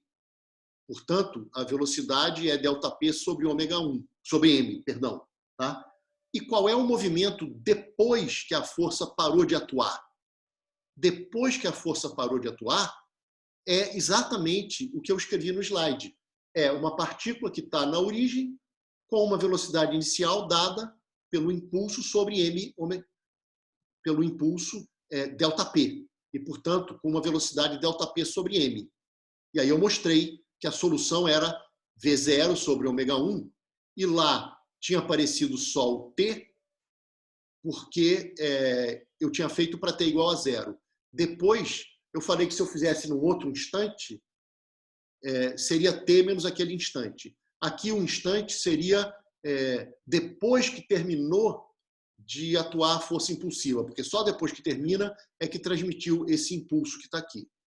E aí o que vai ser feito na apostila é acabar levando esse tal para 0, ou seja, a força impulsiva vai atuar num intervalo de tempo cada vez mais curto, tendendo a 0, mas de tal forma que a área no gráfico de F vezes T, versus T, essa área ela vai ficar finita e igual ao ΔP. E aí a gente vai chegar naquele papo lá da delta de Dirac, né? Que ela é 0 o tempo todo e é divergente num ponto de tal maneira que a integral definita. É claro que vocês vão falar, puxa, mas uma função usual não é assim. Você não pode só tirar o valor dela num ponto e ter uma integral diferente de 0. Mas eu passei para vocês uma aula sobre isso e vocês podem sempre pensar como uma sequência de funções. E tem vários, acho que tem mais de um exemplo nessa aula que eu passei gravada para vocês. O primeiro exemplo é o próprio 0, constante e 0. Tem um intervalo tal, que é diferente de 0, e a altura é 1 sobre tal, por exemplo. Então, quando tal diminui, o valor aumenta, e tal vezes 1 sobre tal dá 1. Então, tem vários exemplos, eu botei o exemplo da gaussiana também, que vocês podem ter essa tal família de deltas, ou chamada sequência de deltas. E o que o pessoal chama de função delta ou de delta de Dirac é o limite dessa sequência. Então, o que vai ser feito aqui é tomar o limite desse tal para 0, ou seja, a força impulsiva ela vai atuar cada vez em intervalos menores, tendendo a 0. E de tal forma que o ΔP seja finito, ou seja, a integral desse cara é finito. Então, isso vai levar naturalmente à tal da delta de Dirac. E o que vai acontecer é que a solução, que aqui, antes do T0 era 0, e depois do T0 mais tal, reparem que entre T0 e T0 mais tal é enquanto a força impulsiva está atuando. Só depois do T0 mais tal, que era a solução que eu escrevi no último slide, só que agora isso daqui vai tender a 0. E mesmo assim você vai dizer que, olha, a minha força vai ser esquisitona, que mesmo ela atuando no intervalo que tende a 0, ela transmite um impulso ΔP. E aí você vai ter a solução 0 até T0, e a partir de T0 vai ter uma solução desse tipo, que é o que vai estar escrito depois de uma certa discussão aqui. Ó. Então, quando a transmissão ali, a pancada é instantânea, porque a gente já está ali, ela tipo uma delta de Dirac, então você vai ter que o oscilador estava parado, eu estava considerando ele parado, é claro que eu posso considerar de outras maneiras também. Ele estava parado até receber uma pancada em T0, tipo delta. É uma pancada que atuou no intervalo de tempo que foi para 0, mas ainda assim transmitiu um impulso, ΔP. Ora, esse problema é dizer que a partir de T0, o que você tem é uma velocidade inicial mantendo a mesma posição, porque foi tão rápido que a partícula não se mexeu. Porém, como teve um impulso finito, teve uma velocidade. Então, é resolver o problema para o T menos T0. Isso aqui foi exatamente o que eu escrevi, tá bem? Bom, esse tipo de... Aqui a gente resolveu esse problema dizendo que tinha essa pancada estranha que vai para zero e ainda assim transmite um impulso finito. Já estaria aqui, vamos dizer, essa solução. Mas aqui o Marcos introduz, então, a tal da delta de Dirac, né, que eu peço que vocês leiam e vejam a aula que eu gravei, mas basicamente é uma família de funções que depois você vai querer que isso aqui dê sempre 1 e ela é 0 fora daquele intervalo. Na verdade, esse tal vai para 0 e vão ter aquelas propriedades esquisitas. Então, no fundo, é isso que está aqui, né? Você vai querer que as funções dessa família elas têm sempre uma integral que, no limite do intervalo de atuação indo para 0, ainda dá 1, e ela é 0 sempre que o t for diferente daquele t0, que seria o ponto de atuação. O pessoal chama isso aqui de função delta de Dirac ou de delta de Dirac, não é uma função no sentido usual. A gente pode, em homenagem ao Sidney, chamar só de delta de Dirac. O importante, gente, é o seguinte, é que como ela tem essa propriedade daqui, se você pega uma função e integra, né, se você pega uma função contínua aqui e integra com essa delta de Dirac, o que acontece? Ora, como a delta de Dirac ela é 0 sempre que t for diferente de t0, caramba, o psi de t só vai importar ali no t0. Então, ele pode sair com o valor psi de t0. E a integral que sobra é a integral da delta de Dirac, que tem essa propriedade daqui, né? Opa, fiz besteira aqui. Tem essa propriedade que dá 1. Então, esta propriedade, às vezes as pessoas escrevem desta forma. É até mais legal escrever dessa forma, tá? Porque sempre que a gente fala em delta, na verdade, ela deve ser pensada sempre dentro de alguma integral para fazer mais sentido. Então, isso aqui é verdade, tá?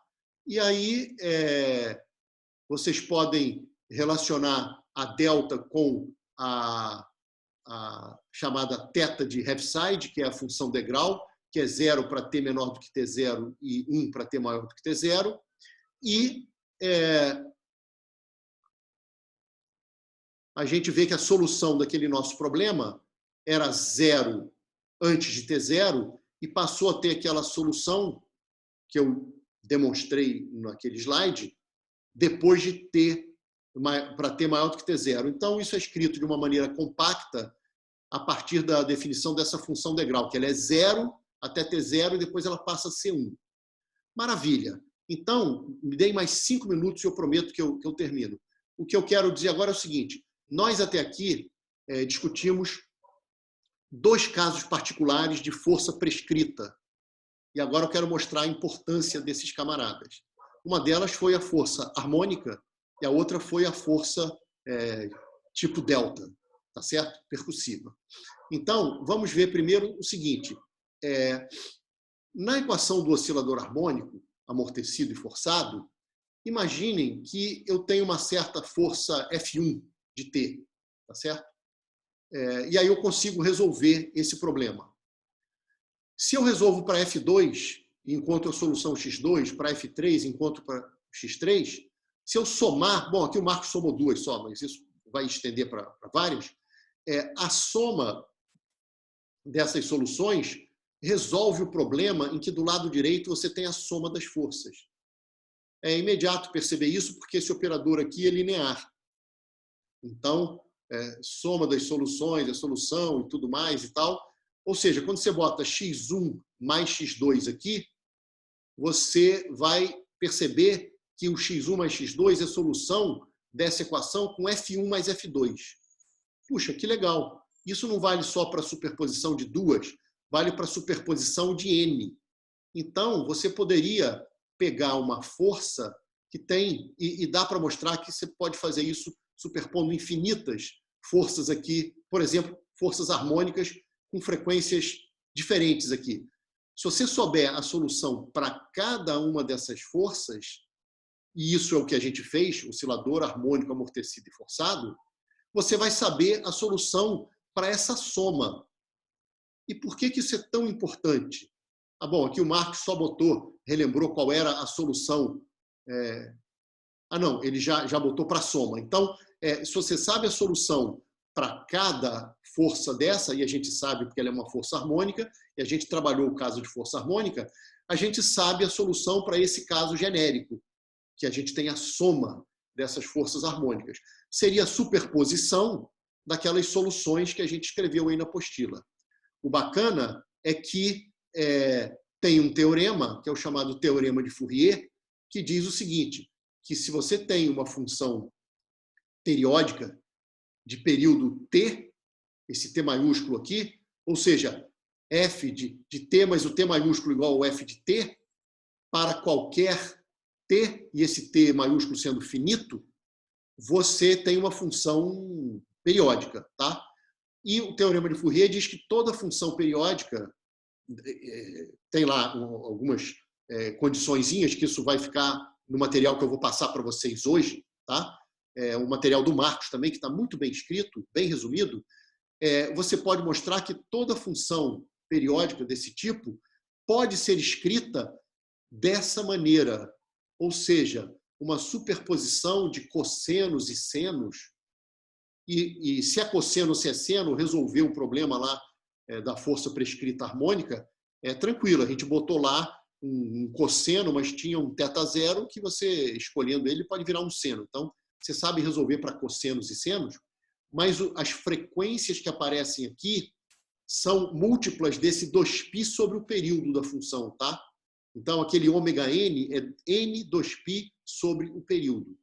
Então, o que o teorema diz é o seguinte, toda função aqui desse tipo, sob certas condições, que vai estar nesse material, podem ser escritas por essa soma, desde que o AN e o BN sejam dados por essa expressão que está aqui.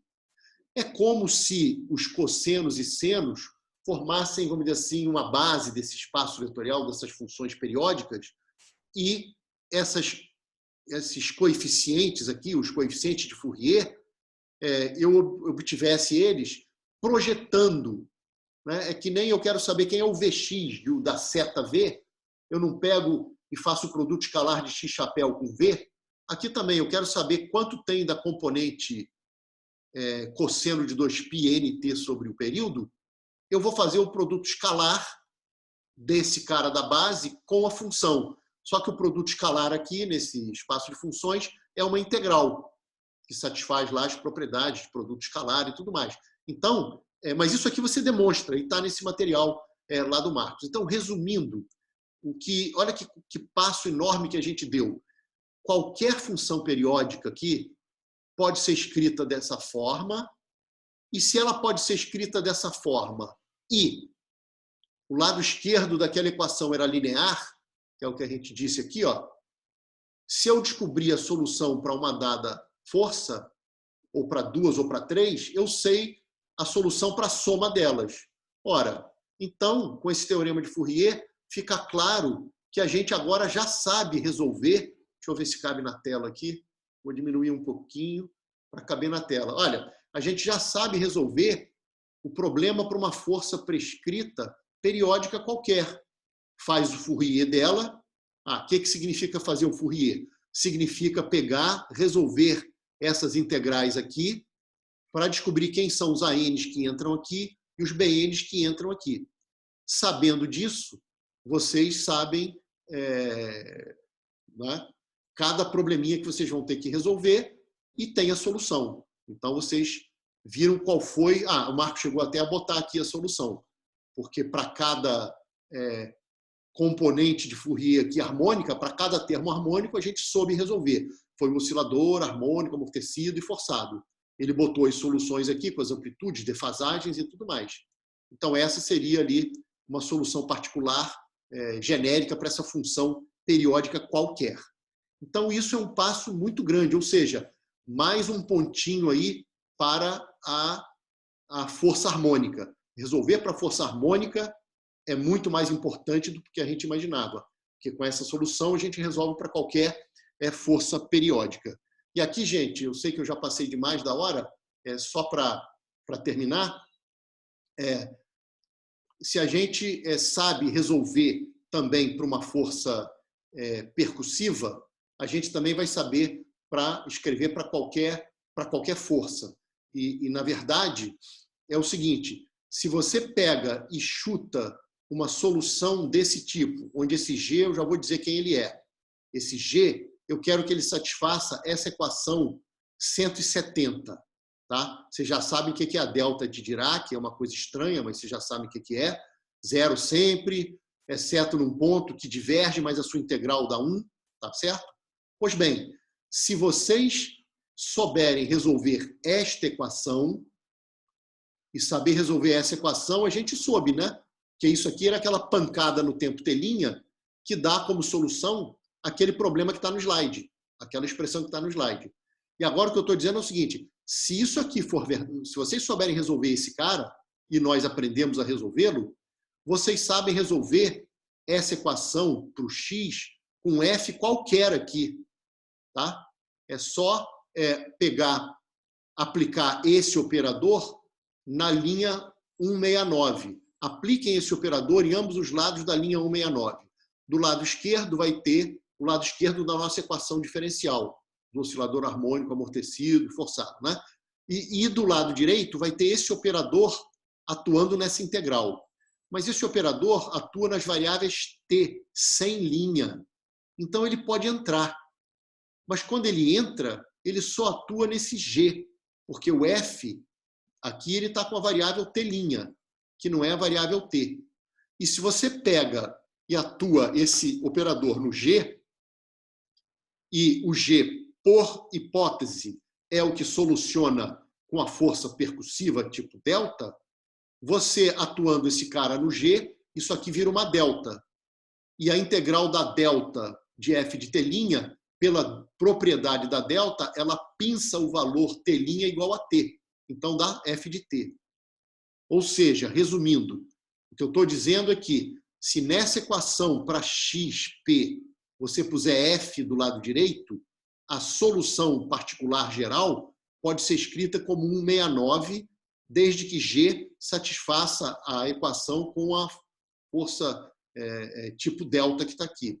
Por quê? Porque se você pega esse operador e bate na linha de cima, 169, do lado esquerdo, do lado direito o operador entra, quando ele bate no g, dá a delta, integral da delta com a f, pela 168, dá o f de t, que é a solução, que é o lado direito não homogêneo. Então, isso aqui é chamado de função de Green desse operador que está aqui, e esse é o chamado método de Green. E o que está por trás desse método de Green? Se você tem aqui uma equação batendo na função que você quer resolver, dando um termo não homogêneo qualquer, a ideia do método de Green é, se você souber resolver isso para um cara tipo pontiforme, aqui no tempo, né? Então foi tipo uma pancada, você sabe resolver para qualquer camarada. É só escrever a solução como a integral da função de Green, que é a solução desse caso aqui, com o teu termo não homogêneo genérico. Então, fechando, nós vimos que força harmônica é ótima porque, pelo teorema de Fourier, resolve qualquer função periódica, inclusive até funções não periódicas, mas aí, em vez de série de Fourier, vai acabar aparecendo as integrais de Fourier, ou também chamadas transformadas de Fourier. E a força percussiva, ela também resolve um problema genérico, entendeu? A gente aprendeu a resolver a força percussiva e tem um problema genérico. Deixa eu ver se o Marcos chegou a botar. O Marcos botou aqui. Está aqui, ó. A solução do caso percussivo é essa daqui, ó. É exatamente a solução que eu botei lá atrás, tá bom? Então, vocês aprenderam, a gente acabou calculando a primeira função de Green, na verdade a segunda, tá? Porque eu tentei convencê-los de que em Física 3 vocês já tinham calculado a função de Green do Laplaciano, que era basicamente 1 sobre módulo de R menos R'. E aqui seria, mas lá não apareceu com esse nome, e aqui seria, então, a função de Green desse operador que está aqui, e que a gente resolveu. Gente, eu vou terminar a gravação para não ficar longa demais. Então, obrigado pela atenção.